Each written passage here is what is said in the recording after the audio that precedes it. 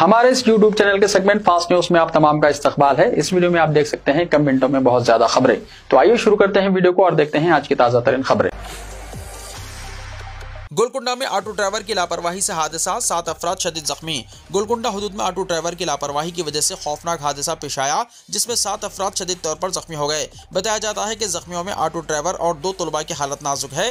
तफसीलात के मुताबिक इंजीनियरिंग के तलबा इम्तिहानी मरकज जाने के लिए ऑटो में सवार हुए। ये ऑटो रामदेव गुड़ा इलाके में सड़क के किनारे ठहरी हुई ऑटो ट्राली से टकरा गया, जिसकी वजह से यह हादसा पेश आया। हादसे में मामूली तौर पर जख्मी दीगर तलबा ने गोलकुंडा पुलिस को बताया कि ऑटो ड्राइवर की लापरवाही की वजह से यह हादसा पेश आया, जो स्टीयरिंग पर सेलफोन रखकर गाने सुन रहा था। ऑटो ड्राइवर मल्लेश अपने कानों में ईयरफोन्स लगाकर गानों का मजा लेते हुए ऑटो चला रहा था। मल्लेश के अलावा कार्तिक और विवेक की हालत तशवीशनाक है, जबकि तरुण रेड्डी, स्वराज और हरि कृष्णा जख्मी हुए हैं, जिनका इलाज जारी है। पुलिस ने मुकदमा दर्ज कर लिया है। जेएचएमसी और वक्फ बोर्ड की गैरकानूनी कब्जों के खिलाफ कार्रवाई। जेएचएमसी और वक्फ बोर्ड की टीमों ने ईदी बाजार के करीब अनमोल होटल के सामने गैरकानूनी कब्जों को मुनहदम कर दिया। ये कार्रवाई बुलडोजर की मदद से की गई, जिसका मकसद शहर में तजावुजात के खिलाफ सख्त इक़दाम करना है। ये कार्रवाई शहर में गैरकानूनी तामीरात के खिलाफ जारी मुहिम का हिस्सा है। मुकामी लोगों का कहना है कि यह कदम शहर की सफाई और इंतजाम को बेहतर बनाने के लिए जरूरी था। हुक्काम ने मजीद कहा कि इस तरह की कार्रवाइयाँ आगे भी जारी रखी जाएगी ताकि शहर में कब्जों का खात्मा किया जा सके। फूड पॉइजनिंग वाक़े पर तेलंगाना हाईकोर्ट बरहम, कहा हफ्ते में 3 मरतबा खाने में गड़बड़ होने के बाद भी क्या ओहदेदार सो रहे थे। तेलंगाना हाईकोर्ट ने नारायणपेट जिले के मंगनूर जिले के परिषद हाई स्कूल में गैर मियारी ग़िज़ा की फराहमी के नतीजे में पेश आए फूड पॉइजनिंग के वाक़े पर बरहमी का इजहार किया। अदालत ने पूछा कि क्या ओहदेदार सो रहे थे। चीफ जस्टिस आलोक आराधे ने स्कूल में फूड पॉइजनिंग के वाक़े पर शदीद रद्दअमल का इजहार किया। उन्होंने पूछा कि स्कूल में एक हफ्ते के दौरान गैर मियारी ग़िज़ा फराहम की जा रही थी तो ओहदेदार क्या कर रहे थे। इस मसले पर अदालत ने नाराज़गी का इजहार किया। अदालत ने कहा कि हफ्ते में 3 बार खाने में गड़बड़ हो रही है तो ओहदेदार क्या कर रहे हैं। क्या बच्चों के मरने पर ही कार्रवाई की जाएगी। ये ओहदेदारों की लापरवाही का सबूत है। रियासती हुकूमत इस मामले को संजीदगी से नहीं ले रही है। सरकारी वकील की तरफ से कहा गया है कि 1 हफ्ते में जवाब दाखिल किया जाएगा, जिस पर अदालत ने नाराजगी का इजहार किया। वाज़ेह है कि 26 नवंबर को इस स्कूल में मिड डे मील खाने के बाद कम से कम 30 तालिबात बीमार हो गईं। इस तरह का वाक़या जुमेरात 21 नवंबर को भी पेश आया था, जिसके नतीजे में तालिबात को अस्पताल में दाखिल किया गया। तालिबात को मतली, चक्कर, पेट में दर्द की शिकायत के बाद अस्पताल ले जाया गया। बीआरएस पार्टी 30 नवंबर से 7 दिसंबर तक तालीमी इदारों का मुआयना करेगी, केटीआर ने कहा। बीआरएस के वर्किंग प्रेसिडेंट केटीआर ने रेसिडेंशियल तालीमी इदारों और स्कूल्स में समेत ग़िज़ा के इस्तेमाल से तलबा की बिगड़ती हुई सूरत हाल पर तशवीश का इजहार किया। 30 नवंबर से 7 दिसंबर तक रेसिडेंशियल तालीमी इदारों का दौरा करने का उन्होंने ऐलान किया। केटीआर ने मीडिया से खिताब करते हुए कहा कि हुकूमत स्कूल्स के तलबा की जिंदगियों से खिलवाड़ कर रही है। तालीमी शोबा बहरान का शिकार हो गया है, जिसके बाद पार्टी ने तमाम अक़साम के स्कूल्स का दौरा करने का फैसला किया है। बीआरएस के अरकान असम्बली, अरकान पार्लियामेंट और अरकान कानून साज कौंसिल के अलावा पार्टी के सीनियर कायदीन, खातून कायदीन 8 दिन तक रेसिडेंशियल तालीमी इदारों, model schools, government residential schools, colleges का दौरा करते हुए ताज़ा सूरत हाल का जायजा लेंगे। हुकूमत की गफलत और लापरवाही से अंदरून 1 साल 52 तलबा अपनी जिंदगियों से महरूम हुए हैं। रेसिडेंशियल तालीमी इदारे और स्कूली तालीम रेवंत रेड्डी दौरे हुकूमत में बहरान का शिकार हो गई है, जिसमें 38 तलबा की अमवात समेत ग़िज़ा के इस्तेमाल से हुई है। रियासत में वज़ीर तालीम नहीं है। चीफ मिनिस्टर को दिल्ली के दौरे करने के लिए वक्त काफ़ी नहीं हो रहा है। तलबा की अमवात पर अभी तक एक भी जायजा इजलास तलब नहीं किया गया। केटीआर ने कहा कि रेसिडेंशियल तालीमी इदारों के बीबीवी मॉडल स्कूल्स का जायजा लेने के लिए बीआरएस की मुतालाती कमेटी तश्कील देने का ऐलान करते हुए बताया कि आरएस प्रवीण कुमार की क़यादत में 5 रुकनी कमेटी तश्कील दी गई है। यह कमेटी तालीमी इदारों की सूरत हाल का जायजा लेने के बाद पार्टी को एक रिपोर्ट पेश करेगी। रिपोर्ट की बुनियाद पर बीआरएस पार्टी असेंबली और कौंसिल में तलबा के मसाइल को मौज़ू बहस बनाएंगे। शहर के आरटीसी बसों में मेट्रो रेल की तर्ज पर सीटें होंगी। आरटीसी की इलेक्ट्रिक बसों में मेट्रो रेल की तर्ज पर सीटें दस्तयाब कराई जा रही हैं। बसों में आम सीटों के बरक्स गैर एसी इलेक्ट्रिक बसों में आधी सीटें दोनों तरफ एक दूसरे के आमने सामने होती हैं। हुक्काम का कहना है कि सीटों की सहूलत से दरमियान में मजीद मुसाफिर खड़े हो सकते हैं। महालक्ष्मी स्कीम मुतारिफ कराने के बाद सिटी बसों में मुसाफिरों की तादाद में दुगना इजाफा हो गया, जिसके पेश नज़र आवाम के लिए दस्तयाब कराई जाने वाली नई बसों में सीटों की पोजीशन को तब्दील किया जा रहा है। इस तरह की सीटों से मुसाफिरों को बसों में आगे जाने और पीछे आने में सहूलत होगी। निर्मल जिले के 5 मवाजियात के किसानों का कौमी शाहराह पर महाधरना। निर्मल जिले के मंडल दिलावरपुर में किसी तखम की फैक्ट्री का काम गुज़िश्ता हुकूमत के दौर से जारी है, जिसमें इस इलाके के कई किसानों की जमीन मौजूद है। इस फैक्ट्री की वजह से किसानों ने फैक्ट्री के खिलाफ जॉइंट एक्शन कमेटी बनाते हुए कई दिनों से पूरी शिद्दत के साथ इस मंडल के 5 मवाजियात के किसान और अवाम एहतिजाज कर रहे थे।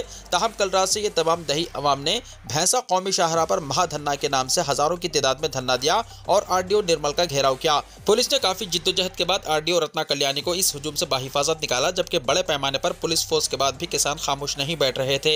जिले कलेक्टर निर्मल अभिलाष अभिमन्यु ने भी कुछ जिम्मेदारों से बातचीत की, तयक़ुन दिया कि वो वज़ीर आला के इल्म में ये हालात ला चुके हैं। ताहम अब भी एहतिजाज करने वाले तस्लीम नहीं कर रहे हैं। जिले SP doctor Janaki Sharmila IPS खुद सब्र और तहम्मुल का मुजाहरा करते हुए एहतिजाजियों को समझाने की कोशिश कर रही हैं और उन्होंने किसानों से भी अपील की कि वो कोई पुरतशद्दुद कार्रवाई ना करें, वरना कानून सख्ती से निपट सकता है।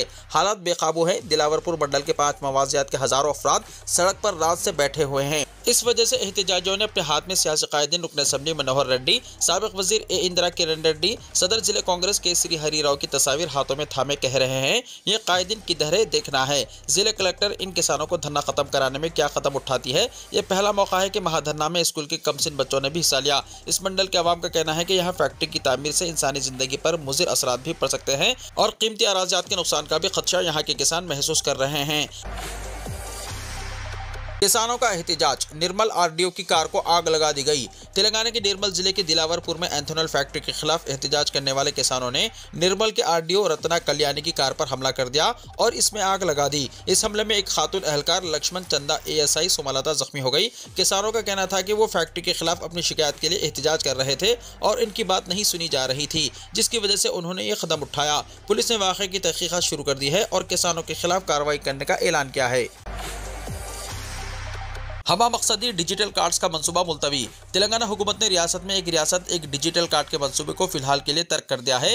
तेलंगाना हुकूमत ने इख्तिदार संभालने के बाद रियासत में राशन कार्ड, आरोग्यश्री के अलावा दिगर सहूलतों के हुसूल के लिए शहरियों के डिजिटल कार्ड की तैयारी का मंसूबा तैयार करते हुए इस पर अमल आवारी का जायजा लेना शुरू किया था, लेकिन बावसूख ज़राए से मौसूल इत्तलात के मुताबिक हुकूमत की जानिब से इस मंसूबे को फिलहाल के लिए मुलतवी करने का फैसला किया गया है। बताया जाता है कि शहरियों को तमाम सहूलतों के एक कार्ड के जरिए फराहमी को यकीनी बनाने के मंसूबे के साथ जो जायजा लिया जा रहा था, इस पर अब हुकूमत ने गौर करना बंद कर दिया है। प्रोजेक्ट की तनसीख या इसे मुलतवी करने के सिलसिले में दरियाफ्त किए जाने पर यह कहा जा रहा है कि फिलहाल के लिए तो इस प्रोजेक्ट पर कोई गौर वक़ौस नहीं किया जा रहा है। आइंदा इस प्रोजेक्ट के सिलसिले में हुकूमत की जानिब से क्या गाइडलाइंस जारी किए जाते हैं, इसके मुताल्लिक हुकूमत की जानिब से हिदायत की इजराई के बाद ही क़तई फैसला किया जाएगा। ज़राए के मुताबिक रियासती हुकूमत की जानिब से ज़ात पात पर मुबन्नी सर्वे के आगाज़ के नतीजे में डिजिटल कार्ड्स की तैयारी के फैसले को मौखर करने का तहिया किया गया है। तेलंगाना हुकूमत की जानिब से जारी सर्वे के दौरान ज़ात पात के अलावा रियासत के हर मकीन की तमाम तफसीलात जमा कर ली जाएंगी और इसके बाद ही डिजिटल कार्ड्स के मुताल्लिक रियासती हुकूमत की जानिब से फैसले किए जाने का इम्कान है। DSC 2008 के 1400 उम्मीदवारों को कॉन्ट्रैक्ट मुलाजिमतें फराहम करने का फैसला, अनकरीब पोस्टिंग मुतवक्को। रियासत भर में DSC 2008 उम्मीदवारों की शनाख्त का अमल मुकम्मल हो गया है। तकरीबन 1400 अफराद ने मुलाजिमत के लिए अपनी दिलचस्पी दिखाई है। ऐसे उम्मीदवारों के सर्टिफिकेट्स की जाँच का अमल भी मुकम्मल हो गया है। अनकरीब इन्हें कॉन्ट्रैक्ट पर बहैसियत टीचर तकर्रुर करने के इम्कानात हैं। साल 2008 में मुनक़्क़िदा DSC में तकरीबन 3400 उम्मीदवार मुलाजिमतों के लिए मुंतखब होने का मौका खो दिया था। तब से ये उम्मीदवार एहतिजाज कर रहे हैं। हुकूमत की सरकर्दा शख्सियतों से तहरीरी नुमाइंदगियां करते रहे। इंतखाबात के दौरान कांग्रेस पार्टी ने DSC 2008 उम्मीदवारों से इंसाफ करने का वायदा किया था। कांग्रेस की हुकूमत तश्कील पाने के बाद चीफ मिनिस्टर रेवंत रेड्डी ने इन्हें मुलाजिमत फराहम करने का ऐलान किया, जिसके पेश नज़र इन्हें कॉन्ट्रैक्ट की बुनियाद पर मुलाजिमत फराहम करने का हुकूमत ने फैसला किया है। इस फैसले के हिस्से के तौर पर अजलावारी सतह पर DSC 2008 उम्मीदवारों के सर्टिफिकेट्स की जाँच मुकम्मल कर ली गई है। तकरीबन 1400 उम्मीदवार अहल होने की निशानदही की गई है। इनका अनकरीब कॉन्ट्रैक्ट टीचर की हैसियत से तकर्रुर किया जाएगा। तेलंगाना के बीजेपी अरकान पार्लियामेंट और MLAs ने वज़ीर-ए-आज़म मोदी से मुलाकात की। तेलंगाना से बीजेपी के तमाम 18 मुंतखब अवामी नुमाइंदों ने चहारशंबे को दिल्ली में वज़ीर-ए-आज़म नरेंद्र मोदी से मुलाकात की। इस टीम में 8 लोकसभा मेंबरान, 1 राज्यसभा मेंबर, 8 MLA और 1 MLC शामिल थे। तेलंगाना बीजेपी के सदर और मरकजी वजीर जी किशन रेड्डी की क़यादत में एक वफ्द ने रियासत के अहम मसाइल और रियासत में पार्टी के मुस्तकबिल के इम्कानात पर तबादला ख्याल किया। वज़ीर-ए-आज़म मोदी ने ट्विटर पर पोस्ट किया, तेलंगाना के बीजेपी MLAs और मेंबरान पार्लियामेंट के साथ बहुत अच्छी मुलाकात हुई। भी रियासत में हमारी पार्टी की मौजूदगी तेजी से बढ़ रही है। तेलंगाना के लोग पहले ही कांग्रेस से तंग आ चुके हैं और इन्हें बीआरएस की गलत हुक्मरानी की बहुत बुरी यादें हैं। वो बड़ी उम्मीद के साथ बीजेपी की तरफ देख रहे हैं। बीजेपी कांग्रेस और बीआरएस की अवाम दुश्मन पॉलिसियों के खिलाफ अपनी मजबूत आवाज बुलंद करती रहेगी। हमारे कारकुनान हमारे तरक्याती एजेंडे पर तफसील से बात करते रहेंगे। मूसा रिवर फ्रंट प्रोजेक्ट की तकमील के लिए बड़े पैमाने पर इंतजामी कार्रवाई नहीं होगी। तेलंगाना हुकूमत का मरकज को तयक्कुन। मरकजी मुमलिकती वजीर शहरी तरक्यात टी साहू ने पार्लियामेंट में बीआरएस के रुकन राज्यसभा KR सुरेश रेड्डी के सवाल पर तहरीरी जवाब में मूसा रिवर फ्रंट प्रोजेक्ट पर तेलंगाना हुकूमत के इक़दामात की तफसीलात पेश की हैं। उन्होंने बताया कि तेलंगाना हुकूमत ने मरकजी हुकूमत को वाकिफ कराया है कि नदी के इह्या के लिए मूसा रिवर फ्रंट डेवलपमेंट प्रोजेक्ट पर अमलावरी का मंसूबा है। हुकूमत के मुताबिक प्रोजेक्ट के लिए बड़े पैमाने पर इंतजामी कार्रवाइयाँ नहीं होंगी। हुकूमत ने इस बात का तयक्कुन दिया है कि बड़े पैमाने पर अवाम को बेघर नहीं किया जाएगा, सिर्फ जरूरत के मुताबिक ही इंतजामी कार्रवाई की जाएगी और मुतासरा खानदानों को मुनासिब मुआवजा और उनकी बाज़ाबादकारी के इक़दाम किए जाएंगे। हुकूमत ने बताया कि मूसा नदी के इह्या के लिए अराजी के हुसूल से मुतासर होने वाले खानदानों के मामले में कानून के मुताबिक कार्रवाई की जा रही है। मूसा नदी के हुदूद के अलावा बफर जोन में गैर कानूनी तामीरात को हटाने के लिए इंसानी हमदर्दी को पेश नज़र रखा गया है। मुतासरीन को 15,000 डबल बेडरूम मकानात अलॉट किए गए हैं। मरकजी वज़ीर ने बताया कि नदी के इह्या के अलावा आलूदगी से पाक बनाने और हैदराबाद को सैलाब जैसी सूरत हाल से बचाने के लिए प्रोजेक्ट का आगाज किया जा रहा है। हुकूमत के मुताबिक मुतासरा खानदानों की बाज़ाबादकारी के लिए कमेटी तश्कील दी गई है। बीआरएस रुकन KR सुरेश रेड्डी ने मूसा रिवर फ्रंट प्रोजेक्ट के बारे में अवाम की मुखालिफत से मुताल्लिक राज्यसभा में सवाल किया था। तेलंगाना हुकूमत ने मरकज को इत्तला दी है कि बहुत जल्द प्रोजेक्ट के कामों के आगाज के इक़दाम किए जा रहे हैं। इलेक्ट्रिक बाइक की बैटरी फट पड़ी, दिगर 8 गाड़ियां भी जल गईं। हैदराबाद में मकान के बाहर पार्क की गई इलेक्ट्रिक बाइक की बैटरी फट पड़ी, जिसके नतीजे में मकान के अहाते में आग लग गई। इस वाक़े में पार्किंग इलाके में ठहराई गई मज़ीद 8 बाइक्स जलकर मुकम्मल तौर पर खाकिस्तार हो गई। ये वाक़या आज सुबह के अव्वली सातों में रामनतापुर के विवेक नगर में पेश आया। पार्किंग इलाके में 2 इलेक्ट्रिक बाइक्स भी थी। इस वाक़े में मकान को भी नुकसान पहुँचा। इस हादसे में किसी भी तरह के जानी नुकसान की इत्तला नहीं मिली, अलबत्ता बड़े पैमाने पर माली नुकसान हुआ। साहिली आंध्रा और रायलसीमा में 30 नवंबर तक जबरदस्त बारिश का इम्कान। महकमा मौसमियात ने जनूबी साहिली आंध्र प्रदेश और रायलसीमा में 28 से 30 नवंबर शदीद से शदीद तरीन बारिश का इम्कान जाहिर किया है। महकमा मौसमियात ने चहारशंबे को जारी करदा यौमिया मौसमी रिपोर्ट में कहा कि 29 और 30 नवंबर को जनूबी साहिली आंध्र प्रदेश और रायलसीमा में मौसलाधार बारिश हो सकती है। 28 से 30 नवंबर जनूबी साहिली आंध्र प्रदेश और रायलसीमा में 55 से 65 किलोमीटर फी घंटे की रफ्तार से तेज हवाएं भी चलेंगी, जबकि आइंदा 24 घंटों के दौरान जनूबी साहिली आंध्र प्रदेश और रायलसीमा में 44 से 55 किलोमीटर फी घंटे की रफ्तार से तेज हवाएं चल सकती हैं। आइंदा 4 दिन के दौरान जनूबी साहिली आंध्र प्रदेश और रायलसीमा के अलावा आइंदा 48 घंटों के दौरान शुमाली साहिली आंध्र प्रदेश और यानम में चंद मुकामात पर गरज चमक के साथ बारिश का इम्कान है। आइंदा 7 दिन के दौरान साहिली आंध्र प्रदेश और यानम और रायलसीमा में 1 या 2 मुकामात पर हल्की तो औसत बारिश हो सकती है। गुज़िश्ता 24 घंटों के दौरान साहिली आंध्र प्रदेश, यानम और रायलसीमा में चंद मुकामात पर बारिश हुई। अजमेर शरीफ दरगाह को शिव मंदिर करार देने की दरख्वास्त पर 20 दिसंबर को होगी समाअत। राजस्थान में वाक़ मशहूर व मारूफ दरगाह अजमेर शरीफ पर मंदिर होने का दावा करते हुए दाखिल की गई दरख्वास्त को ज़ेरी अदालत ने समाअत के लिए कबूल कर लिया। हिंदू सेना की जानिब से यह दरख्वास्त दाखिल की गई है। इस दरख्वास्त में यह दावा किया गया है कि अजमेर ख्वाजा मोइनुद्दीन हसन चिश्ती की दरगाह में शिव मंदिर है। अदालत ने मामले की समाअत के लिए 20 दिसंबर की तारीख मुकर्रर की है। अजमेर शरीफ की दरगाह में शिव मंदिर होने के दावे से मुंसलिक दरख्वास्त पर वेस्ट सिविल जज सीनियर डिवीजन मनमोहन चंदेल की अदालत ने चहारशंबे को समाअत की। जस्टिस मनमोहन चंदेल ने दरगाह कमेटी, अखिलती उमूर, दफ्तर आसार कदीमा, सर्वे ऑफ इंडिया, नई दिल्ली को समन नोटिस जारी करने की हिदायत दी है। दरख्वास्त में यह मुतालबा किया गया है कि अजमेर शरीफ दरगाह को भगवान श्री संकट मोचन महादेव विराजमान मंदिर करार दिया जाए। साथ ही उन्होंने कहा कि दरगाह कमेटी के जरिए किए गए नाजायज और गैर कानूनी कब्जे को भी हटाया जाए। अजमेर दरगाह मामले में अर्जी दाखिल करने वाले विष्णु गुप्ता ने अपने वकील के जरिए दावा किया है कि दरगाह मंदिर के खंडरात पर बनाई गई है, इसलिए इसे भगवान श्री संकट मोचन महादेव विराजमान मंदिर करार दिया जाना चाहिए। अर्जी में यह भी मुतालबा किया गया है कि जिस एक्ट के तहत दरगाह चलती है इसे कलादुम करार दिया जाए और हिंदुओं को पूजा का हक दिया जाए। आर्कियोलॉजिकल सर्वे ऑफ इंडिया को इस जगह का साइंसी सर्वे करने की हिदायत देने का भी मुतालबा किया गया है कि जहां पर अजमेर दरगाह है वहां पहले एक शिव मंदिर था जिसे मुस्लिम हमलावरों ने नीस्त नाबूद करके दरगाह की तामीर की थी। हालिया दिनों में कदीम मसाजिद और मज़ारात के सर्वे का मामला मुसलसल सामने आ रहा है। ज्ञानवापी के बाद कुछ रोज पहले ही संभल की जामा मस्जिद के सर्वे का मामला सामने आया था। सर्वे के दौरान भड़के तशद्दुद में कई लोगों की जानें चली गईं।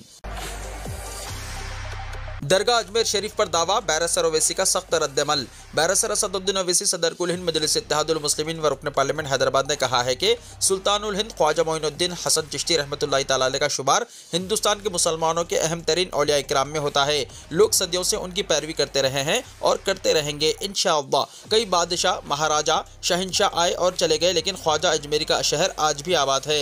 1991 के इबादत गाहों के कानून में वाज़ेह तौर पर कहा गया है कि किसी भी इबादत गाह की मजहबी शनाख्त को तब्दील नहीं किया जा सकता और न ही इन मुकद्दमात की अदालत में समाअत होगी।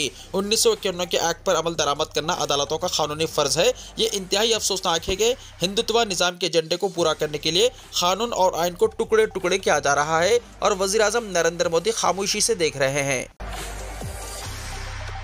दरगाह अजमेर शरीफ के खिलाफ मुकदमा, दरगाह के जानशीन दीवान साहब सैयद नसीरुद्दीन चिश्ती का रद्द-ए-अमल। दरगाह अजमेर शरीफ के जानशीन दीवान साहब और सदर नशीन ऑल इंडिया सूफी सज्जादा नशीन कौंसिल सैयद नसीरुद्दीन चिश्ती ने अजमेर दरगाह में मंदिर होने के दावे पर अपना बयान दिया है। उन्होंने कहा कि अदालत में मुकदमा दायर करना हर किसी का हक है, लेकिन मुल्क में चंद दिनों से मसाजिद और दरगाह के खिलाफ अदालत में मुकदमा दर्ज करना एक फैशन हो गया है। सस्ती शोहरत के लिए बाज़ लोग इस तरह की हरकत कर रहे हैं। इस मामले में दरगाह कमेटी, अखिलती उमूर की वजारत और आर्कियोलॉजिकल सर्वे ऑफ इंडिया यानी ASI को फरीक बनाया गया है। हम इस मामले पर गहरी नजर रखे हुए हैं और अपने वकला से मुसलसल राब्ते में हैं ताकि अपना मौक़िफ़ मौसर तरीके से पेश कर सकें। सैयद नसीरुद्दीन चिश्ती ने मज़ीद कहा कि वो अदालत के अमल पर तबसरा नहीं करेंगे, लेकिन मौजूदा रुझान ये बन चुका है कि हर दरगाह और मस्जिद को मंदिर करार देने के दावे किए जा रहे हैं और नई दरख्वास्तें दाखिल की जा रही है। उन्होंने कहा कि ये अमल मुआशरे के लिए बेहतर नहीं है। जो तनाज़ा 150-200 साल पुराने हैं या 1947 से पहले के हैं, इन्हें छोड़ देना चाहिए। उन्होंने हालिया दिनों में संभल में पेश आने वाले वाक़यात को अफसोसनाक करार दिया। मुल्क की तकरीबन 59,000 वक्फ इमलाक पर कब्जे, लोकसभा में मरकज़ का जवाब। अखिलती उमूर के मरकजी वजीर किरण रिजिजू ने आज लोकसभा में बयान दिया है कि मुल्क की तकरीबन 59,000 वक्फ इमलाक कब्जों का शिकार है। लोकसभा में एक तहरीरी जवाब में वजीर मौसूफ ने कहा कि दफात के मुताबिक रियासती वक्फ बोर्ड के इंतजामिया को इख्तियार हासिल है कि वो गैर कानूनी कब्जा और वक्फ इमलाक की तजावुज़ात के खिलाफ कानूनी कार्रवाई करे। हम्मास लिबनान के बाद गजा में भी जंगबंदी के लिए तैयार। हम्मास का कहना है कि लिबनान में जंगबंदी के बाद गजा में जंगबंदी के लिए तैयार हैं। गैर मुल्की मीडिया की रिपोर्ट्स के मुताबिक हम्मास के सीनियर ओहदेदार ने लिबनान में होने वाली जंगबंदी को सराहते हुए कहा कि हम्मास भी गजा में जंगबंदी के लिए तैयार है। उनका कहना है कि हमने इस हवाले से मिस्र, कतर और तुर्किया में सालिसों को मुतल्ला किया है कि हम्मास जंगबंदी के मुआहदे और कैदियों के तबादले के लिए एक संजीदा मुआहदे के लिए तैयार है। मीडिया से बात करते हुए हम्मास के सीनियर ओहदेदार ने इसराइल पर जंगबंदी मुआहदे में रुकावट डालने का इल्जाम किया है। वाज़ेह है कि इसराइल और लिबनान के दरमियान जंगबंदी मुआहदा होने के बाद आज सुबह से लिबनानी अपने घरों को लौट रहे हैं। लिबनानी मीडिया के मुताबिक इसराइल हिजबुल्लाह जंगबंदी मुआहदे का इतलाक पाकिस्तानी वक्त के मुताबिक आज सुबह 7 बजे से शुरू हो गया है, जिसके बाद हजारों लिबनानियों ने जुनूब में अपने घरों को लौटना शुरू कर दिया है। इधर गजा में इसराइली हमलों में दर्जनों अफराद हलाक हो चुके हैं, जिनमें गजा शहर के जैतून के पड़ोस में वाक़ एक स्कूल में पनाह लेने वाले 13 अफराद भी शामिल है।